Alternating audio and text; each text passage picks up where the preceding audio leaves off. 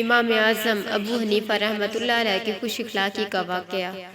خطیب نے ایک واقعہ نقل کیا ہے کہ ایک موچی امام ابو حنیفہ رحمۃ اللہ علیہ کے پڑوس میں رہتا تھا۔ دن بھر بازار میں کام کرتا اور رات بھر شراب کے نشے میں شور مچاتا رہتا۔ امام صاحب کو اس کی حرکتوں سے بہت تکلیف ہوتی، عبادت و ریاضت میں خلل ہوتا، لیکن کبھی بھی اس سے شکایت نہ کی۔ ایک دن پولیس موچی کو پکڑ کر لے گئی اور جیل میں بند کر دیا۔ رات بھر امام صاحب نے اس کے شور و شرابے نہیں سنے۔ پتہ کیا تو معلوم ہوا کہ پولیس پکڑ کر لے گئی ہے۔ امام صاحب نے اپنے بلند مقام کا خیال کیے بغیر سیدھے کچہری پہنچے۔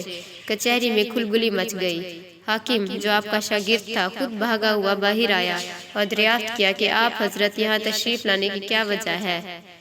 فرمایا کہ میرا محلے کا موچی، جو میرا پڑوسی بھی ہے، پولیس والوں نے اسے گرفتار کر کے جیل بھیج دیا ہے، اسے میری ضمانت پر رہا کر دیا جائے۔ چنانچہ اسے جیل سے رہا کر دیا گیا۔ موچی جب جیل سے باہر آیا تو دیکھا گیا کہ امام صاحب اس کا ہاتھ پکڑے ہوئے فرما رہے ہیں، کیوں بھائی، میں نے تمہیں ضائع ہونے تو نہیں دیا؟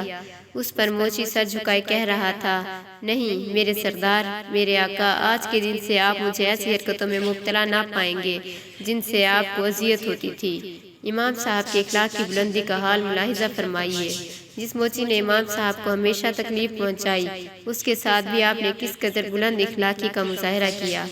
امام صاحب نہ صرف خود اخلاق کی بلندیوں پر فائز تھے، بلکہ اپنے کارندوں اور ملازموں کو بھی خوش اخلاقی کا سبق دیا کرتے تھے۔